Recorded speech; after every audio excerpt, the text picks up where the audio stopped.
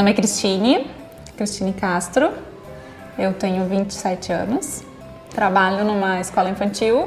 Eu iniciei com enxaqueca, na verdade, que faz pouco tempo que eu constatei que era enxaqueca, porque eu já tenho dor de cabeça há muito tempo.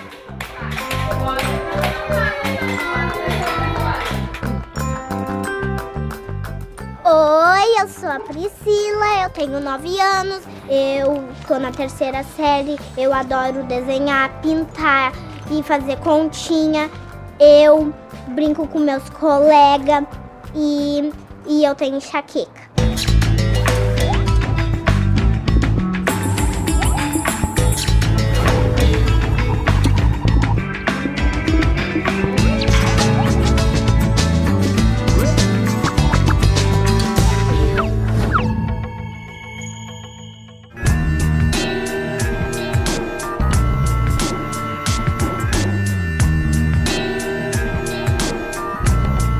Dor de cabeça é uma coisa muito comum.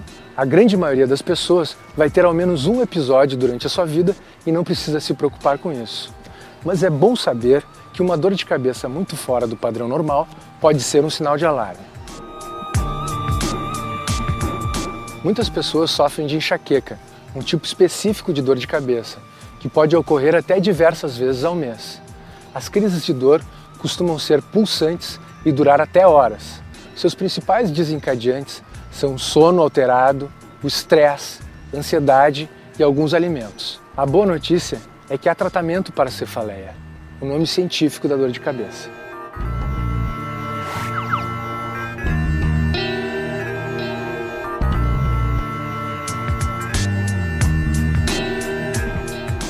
Vamos começar explicando o que são as cefaleias. Cefaleia significa dor de cabeça.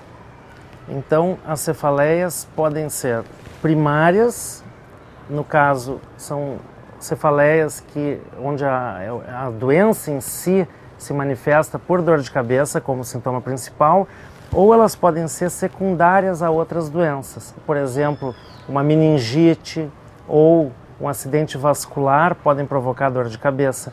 E a doença, então, tem que ser investigada e tratada. A cefaleia é simplesmente um sintoma.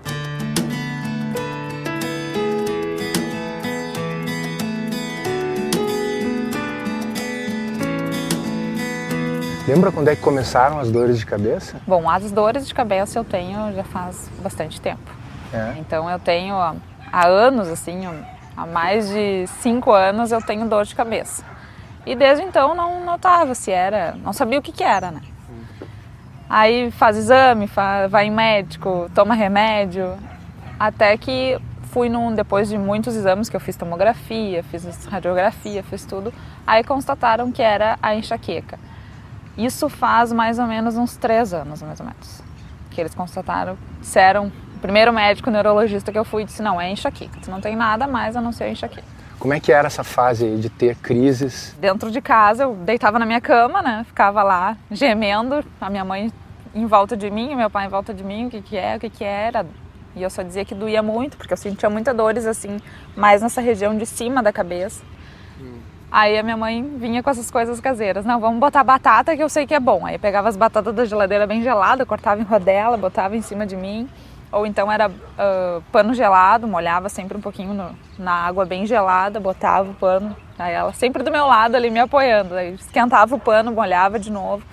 E só passava, depois que daí eu relaxava, dormia um pouco e aí depois passava. Como se nada tivesse acontecido. Mágica. Quando eu voltava dessas crises, assim, eu dizia, não, agora nasci de novo, né? Fui embora e voltei. Nas cefaleias primárias, a dor de cabeça é a manifestação principal de uma doença característica, né? Muitas vezes hereditária, né? E que pode se acompanhar, né, de outros sintomas. Então, na enxaqueca, por exemplo, nós temos a dor de cabeça acompanhada por intolerância à luz, intolerância aos ruídos, náusea. A cefaleia do tipo tensional, ela se caracteriza por ser, assim, basicamente dor de cabeça sem outros sintomas. E uma outra cefaleia primária, que é a cefaleia em salvas, nós vamos ver a dor de cabeça, uma dor de cabeça muito característica, muito intensa, e sintomas e sinais autonômicos. lacrimejamento, entupimento do nariz e outros fatores. Quando a pessoa tem uma crise de enxaqueca, há um aumento de atividade em algumas regiões do cérebro. A ativação dessas áreas estimula um nervo chamado trigêmeo. A ação desse nervo, somada à liberação de algumas moléculas vasoativas, desencadeia a dilatação dos vasos das membranas que envolvem o cérebro. O conjunto desses fatores provoca a dor pulsante. A dor da enxaqueca, ela tende a ser uma dor latejante, né? Ela tende a ser unilateral, afetar só um lado da cabeça, e ela normalmente piora com atividade física. Mesmo atividade física trivial, como subir escada ou levantar algum peso, que não precisa ser um peso tão grande, a tendência do paciente é de ficar parado durante as crises. Quanto menos movimento, melhor. E isso não se observa, por exemplo, na cefaleia do tipo tensional ou na cefaleia em salvas. Além disso, a enxaqueca, ela cursa com náusea, muitas vezes vômito, intolerância à luz, intolerância aos ruídos, às vezes intolerância a cheiros também. É como se a pessoa ficasse com todas as sensações exacerbadas e coisas que normalmente não causam desconforto passam a causar.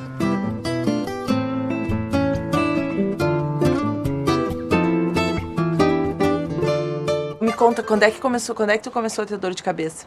Com 3 anos. 3 anos? E o que tu sentia? Eu sentia dor em tudo, assim, ó, tudo. Tudo? Toda a cabeça doía? E o que mais que tu sentia além da dor? Doía aqui também. O nariz, a cabeça inteira? Uhum. E o que mais? Mas nada. E dava, assim, ânsia de vômito? Dava muita. Eu vomitava muito. Muito? E cheiro forte? Também doía.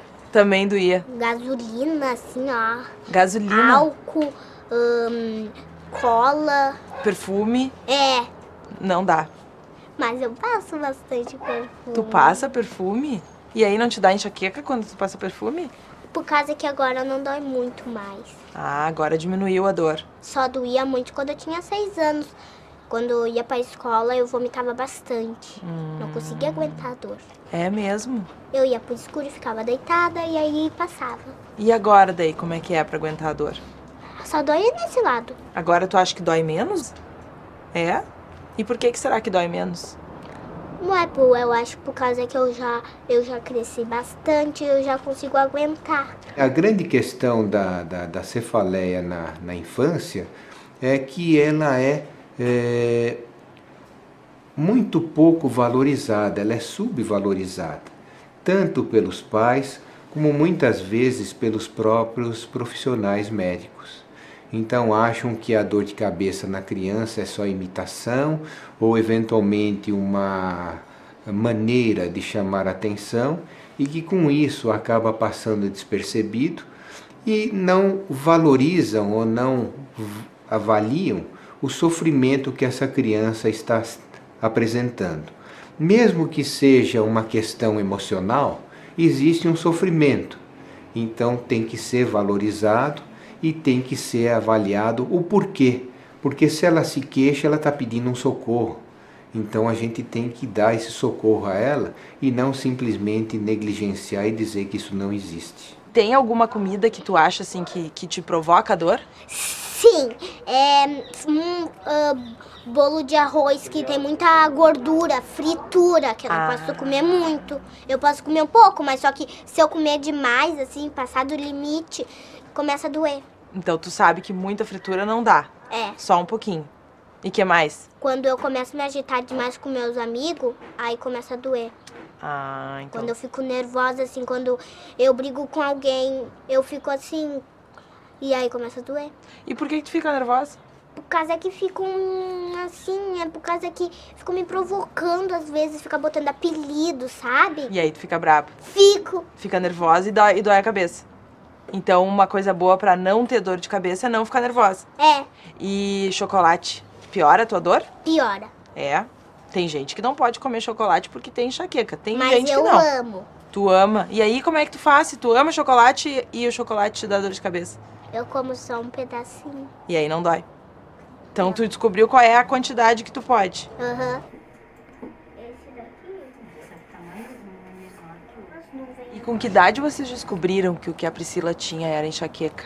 Entre 5 a 6 anos. E aí como é que foi, assim? O que o médico te explicou? Como é que foi? Examinaram elas com o neurologista, né? Ele falou, explicou, olha, mãezinha, isso aí não... enxaqueca não tem cura, só tem tratamento. Que ela vai ter que aprender a conviver com essa dor. Falou também que não é para dar muito, assim, coisa com gordura, fritura.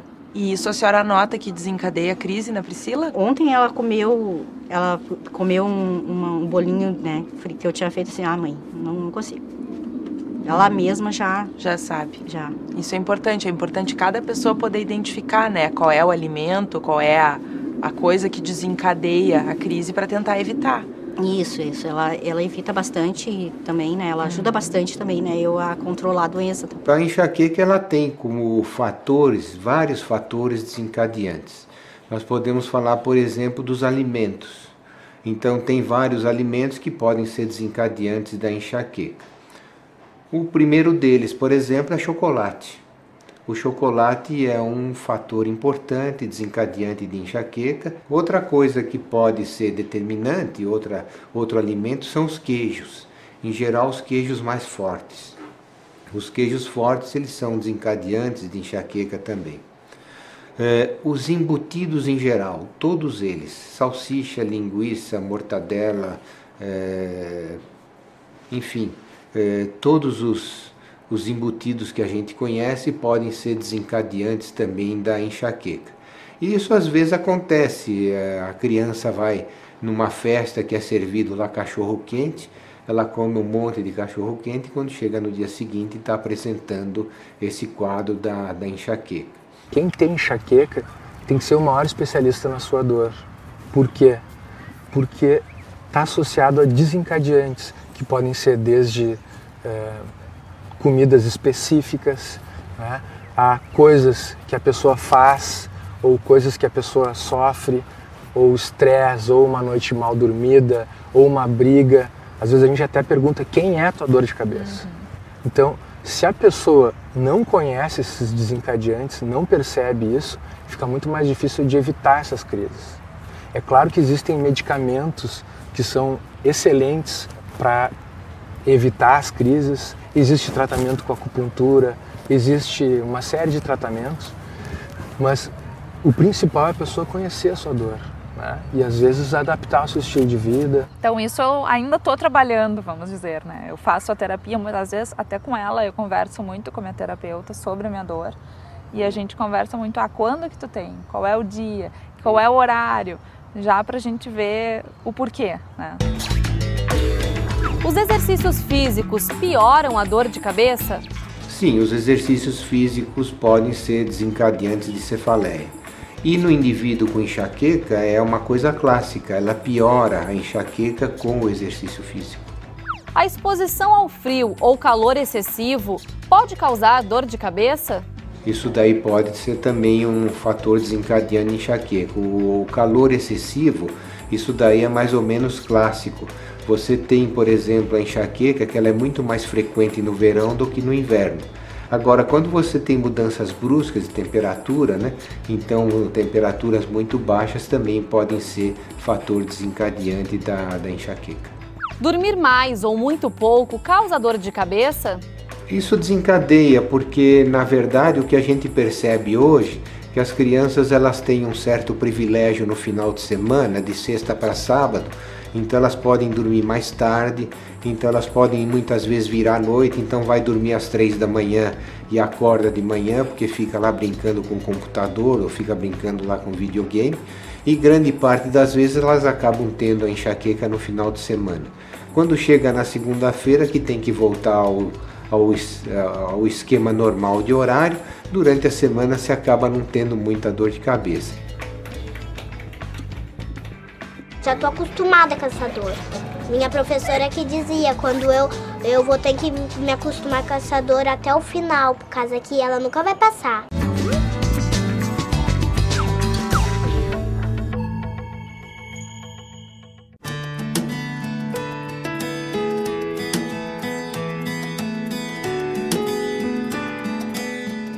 Em geral, a enxaqueca manifesta-se como uma dor latejante em um lado da cabeça, podendo estar associada à náusea, a aversão a som ou luz. E muitas vezes é tão intensa que a pessoa não consegue nem trabalhar, nem estudar. Você já ouviu falar em enxaqueca? A dor de cabeça persistente, né? Que a pessoa passa mal, né? É uma espécie de dor de cabeça mais forte, eu acho. Eu não tenho conhecimento científico, mas eu imagino que seja... Eu não sei qual é a causa dela, mas imagino que seja alguma coisa mais crônica, né? Que a dor de cabeça. De vez em quando eu tenho. Eu tenho. Eu tento fazer assim, aquela massagenzinha assim, que eles ensinam pra gente, né? As 2 vezes por mês sempre. Né? Uma dor de cabeça suportável, tem uma luz na tua cabeça piscando, né? Eu fico com falta de foco no olho, assim. Começa a ficar cheio de luzinha, sabe? Uma coisa que às vezes o médico pode pedir é para a pessoa fazer um diário da dor, que serve basicamente para 2 coisas. A primeira é para aprender a reconhecer quando tem dor e se tem algum desencadeante, né? Alguma comida específica ou algum estresse específico. E a outra coisa é para fazer o ajuste das medicações, né? Ver se as medicações estão adiantando, ver se tem que usar alguma medicação contínua, ver se está demorando muito para passar. Não sei se chegasse a fazer o diário da dor. Olha, eu até fiz algumas vezes, mas tu falando assim, eu acho que é bem importante e interessante até para... Porque muitas vezes eu chego ou no médico ou até ali na acupuntura e ele me pergunta, como é que foi a tua semana? Ou qual foi a tua última crise? E quando foi? Que horas foi? E às vezes, muitas vezes eu não lembro, né? Foi... Acho que foi no trabalho, acho que foi quando eu acordei, não me lembro direito. Então acho importante realmente anotar, às vezes levar já ali, tive dor aqui por causa disso, comi isso de diferente, fiz isso de diferente. Em relação ao tratamento de prevenção das crises? O tratamento de prevenção, ele deve ser usado quando as crises atingem uma frequência determinada. Então se considera na enxaqueca que acima de 2 a 4 crises por mês já seja um motivo para se iniciar o tratamento preventivo. Na cefaleia do tipo tensional se aceita uma frequência um pouco maior. Isso é importante diferenciar porque às vezes as pessoas acham que o tratamento da prevenção é o mesmo o analgésico para dor. Não, são diferentes. Os remédios são outros, eles são feitos para serem utilizados diariamente por períodos mais longos, de vários meses, né? E eles visam evitar que a crise se instale, né? Mexendo na química cerebral, vamos dizer assim, se consegue tornar aquela pessoa menos suscetível aos desencadeantes, ela consegue tolerar mais os fatores que no dia a dia desencadeiam as crises, passa a ter menos crises, crises mais leves e crises mais tratáveis, vamos dizer assim, quando o tratamento é bem sucedido, claro. A questão do abuso dos analgésicos, isso é uma questão que cada vez vem mais à tona. Pessoas que usam muitos medicamentos para dor de cabeça, muitas vezes acabam criando uma dependência aos medicamentos e esses medicamentos acabam desencadeando a dor de cabeça ou algum outro tipo de dor de cabeça que a gente chama até dor de cabeça por abuso de medicações. E aí fica difícil de retirar esses medicamentos e aí tu tem que tratar 2 dores de cabeça diferentes. Então tem que ir com calma mesmo. Chegasse a experimentar isso, de usar muito medicamento? Sim, eu estava numa fase assim estava tomando exatamente todos os dias. Estava comprando as Neosardinas de caixa, que vem em 20, e estava tomando 2 por dia, mais ou menos. Exatamente, eu sentia aquela dorzinha nos olhos, assim, aquele desconforto, 2 Neosardinas. Então eu vi que realmente isso não está certo, né? Tomar remédios assim todos os dias. Quando começa a ter que usar remédio todos os dias, tem alguma coisa errada. Aí realmente vale a pena procurar o médico para ver o que está acontecendo, que está tendo essa dor todos os dias. Será que essa dor está piorando? Mas na grande maioria das vezes é simplesmente um mau uso da medicação. O que acontece? Existem medicações que são para uso na crise, que é o caso da Neosaldina, né? E existem medicações de uso contínuo. Então, aí o médico pode cogitar de usar realmente um remédio contínuo, todos os dias. E agora, que tipo de tratamento que ela faz hoje em dia? Só a medicação para dor mesmo, né? E quando quando demora um pouco, ela tem que se deitar, né? Ela vê que não passou com a medicação, ela tem que deitar, ficar num lugar escuro, ficar bem quietinha, sem barulho, sem ninguém perturbar ela, para poder passar a dor de cabeça dela, né? Ela não toma nenhum remédio para prevenir a dor, para prevenir a crise? Não. O neuro dela estava pensando em dar uma medicação para ela, né? Eu não sei agora, a próxima consulta, o que ele vai fazer, né? Sim. Eles estavam estudando o que podia dar para ela, porque ela é criança, né? Pois é. Tem tudo isso, né? Porque, por enquanto, o que ela usa é o remédio para dor. Para dor. Para crise. Para crise. E existem medicações que se usa para prevenir, né? Uhum. Isso, então, ela ainda não usa? Não, ainda não. E agora, como é que é quando tu tem dor? O que tu sente? Eu sinto pouca dor, é só tomar o remédio, deitar no escuro e aí passa. E tu toma o remédio logo que dá a dor ou tu espera vir a dor? Eu comecei a entender se eu tomar o remédio quando começar a dor, passava na hora. E aí tu começou a tomar o remédio logo? E aí a dor passa? Uhum. E que outras coisas tu faz além de tomar o remédio logo que começa a dor, pra não ter dor? Fica bem quieta. Bem quieta. Sem falar nada. O que mais? E não ficar muito deitada, assim. Tem que ficar um pouco sentada, assim. Ah, meio inclinado, assim. Uhum. Falasse em acupuntura também.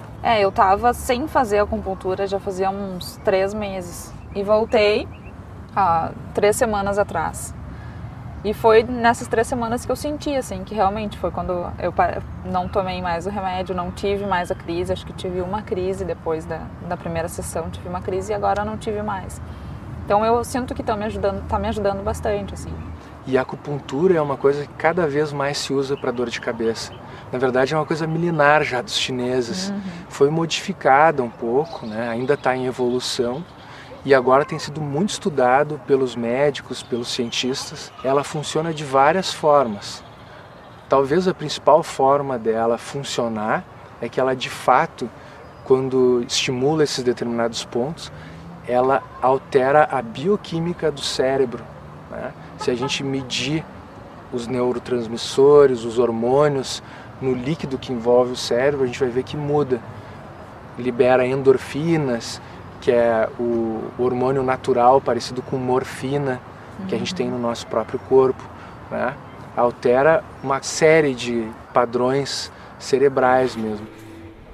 Baseado na entrevista e na conversa com o cliente, com o paciente, né, se determina os pontos a serem utilizados. E como é que a acupuntura vai trabalhar nisso? Através do quê? Da liberação de endorfinas, que são substâncias endógenas produzidas pelo próprio organismo, que vão trabalhar na mediação da dor, na eliminação da dor e na liberação de cortisol, que é um anti-inflamatório produzido pelo corpo. E a acupuntura é uma modalidade terapêutica. Às vezes ela até é diagnóstica, ela pode auxiliar no diagnóstico, mas ela é uma modalidade terapêutica.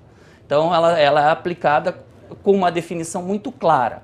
Eu acho que essa é uma diferença bem importante quando nós falamos dessa técnica, que é uma técnica baseada nos conceitos médicos, porque nós estamos fazendo um tratamento. A resposta é bem boa, principalmente no trabalho do componente tensional, relaxando a musculatura e desativando os pontos de gatilho musculares que estão habitualmente localizados na região cervical e região do couro cabeludo, área temporal, área de esternocleido, enfim, a musculatura cervical e a musculatura, muitas vezes a cintura escapular, estão envolvidas, e se nós conseguirmos neutralizar a ação dessa musculatura, nós melhoramos muito o quadro de cefaleia crônica desses pacientes.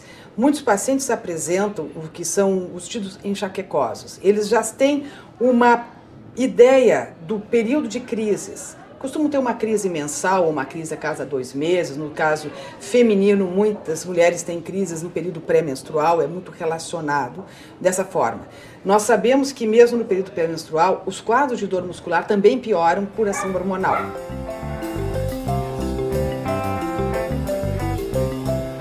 E hoje em dia tu te assusta com a tua dor ou não? Não, não me assusto.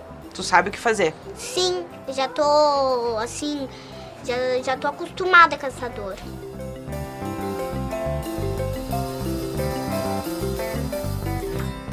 Ser saudável é levar uma vida tranquila, levar uma alimentação saudável, é fazer exercícios. Então, por isso que eu digo, eu tenho consciência de tudo, só falta eu fazer.